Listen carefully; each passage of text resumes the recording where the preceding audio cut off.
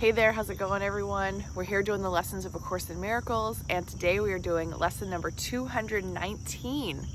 And we're in a review period, and I've been calling it the I am not a body sandwich. Well, today the lesson for review is I am not a body, I am free. So, I mean, I don't even know what you call that. It's like some kind of a wrap or a hoagie or like, what kind of sandwich has like multiple layers? I don't know.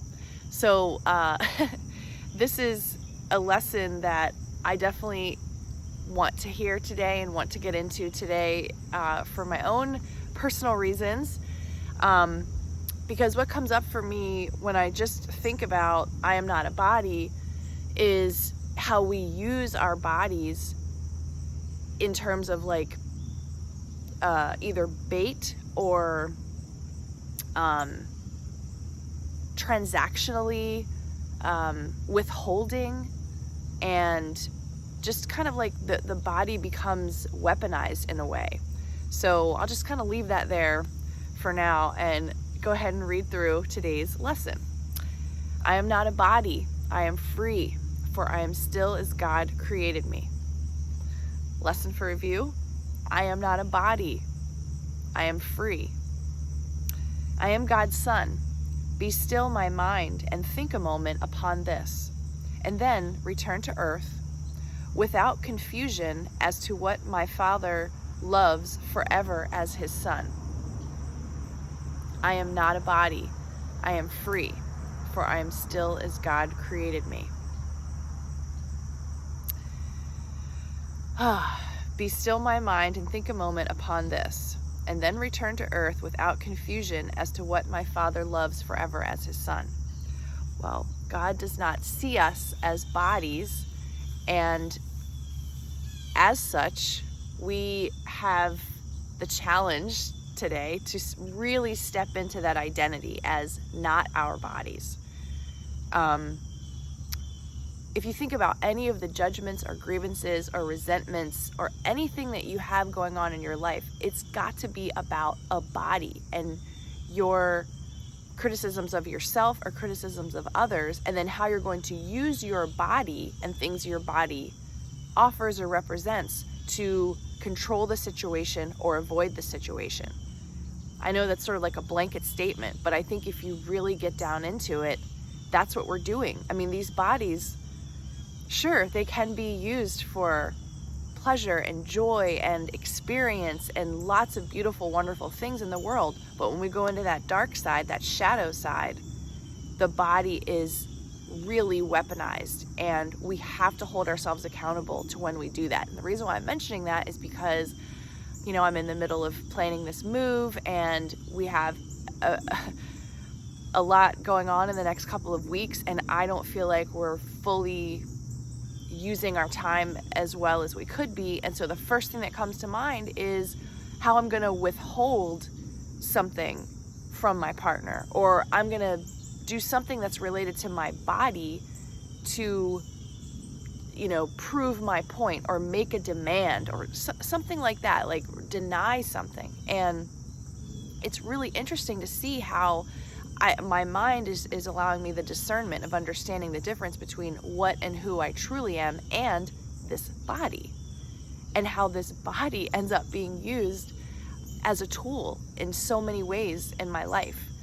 And I think that if you take some time and consider where you're abusing your body or using your body, you'll see that it's not who you really are, and that you can raise your frequency and rise yourself up above that if you go inward and be honest with yourself and remember that you are much, much greater. And we are here to have an experience of unconditional love, not conditional, transactional business around our bodies. So just think about that. Okay. Here we go. Let's see what A Year of Forgiveness has to say about lesson 219. You are blessed beings indeed. I am that one you know as Jesus. Your body is indeed the ego's greatest device to convince you that you are alone, that you are going to die, and that God does not love you. That is the use the body has been put to by the ego's thought system. Remember, The default setting here is separation, and your body is the testament to that separation. The proof the ego uses to convince you that you are a fallible, frail, and temporary. In acknowledging that you are not a body, you are free from the constraints of a body. In that knowledge, you will begin to relax. With that knowledge, you will refrain from obsessing over your body, worshiping the body, and hating the body. All these things bring you suffering. All these things exacerbate the fear that the ego uses the body for. Now, this is not about denying the body in the sense of not feeling it well, of not feeding it well, and not looking after it as a vehicle you drive around in. So yes, we still have to take care of it and respect it and honor it. But just as you look after your car, you must look after your body. You must change the oil once in a while, which might be something like a cleanse or some juicing. Make sure you attend to it as you would a vehicle. You understand so clearly that a vehicle will not last long if you don't look after it, if you don't do that regular maintenance. Regular body maintenance can be done relatively quickly and efficiently. You do not need to obsess about the body. Have you not noticed that it works perfectly well without your interference?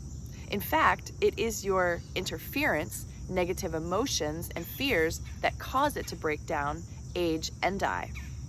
These are the consequences of the lower frequency thought systems.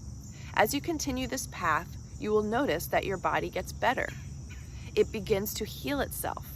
It will even look younger, and that is because you are not dragging it down by your resistance to life. You are beginning to open up. You are beginning to align with these teachings, which tells you that you are a divine, sacred being. Even though you are in separation and have chosen to come into this place to chase your idols, you are still connected to the divine. You are made in the image of God. That means you are creative, you are loving, and you are an extension of that love. When you do not extend that love and become shut down, limited, and fearful, the body suffers.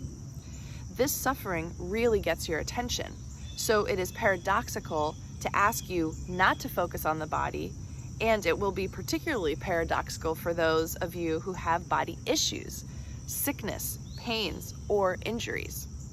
Know that those things will heal themselves if you focus on love.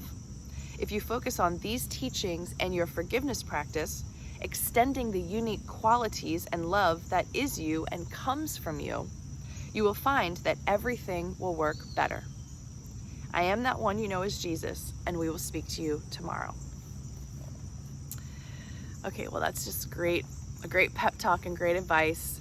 And I just feel called to just ask God for some assistance for me and for anybody else who this resonates with.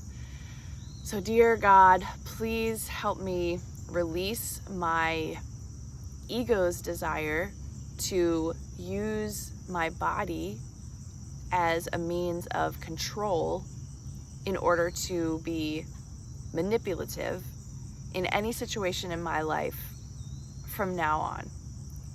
I want to be in a space of forgiveness and compassion with myself and with anyone else I'm relating with, and not use my body in a way that goes against all of these teachings that I'm learning, that is out of alignment with unconditional love. I want to choose peace. I want to choose forgiveness over and above all of these very tempting ego-based activities. Okay, there you have it.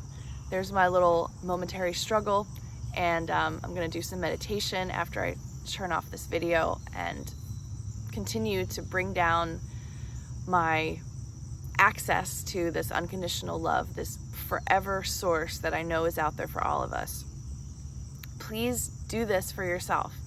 You're not a body, you're free. You're as God created you. You are not a body, you're free. You're not a body, you're free. You're as God created you. This is the day to really face that and ask yourself, how am I convincing myself that I'm a body and using my body to control anything in my life, myself or other people? get accountable to that today. This is like a triple whammy of this lesson. Love to you all. See you tomorrow.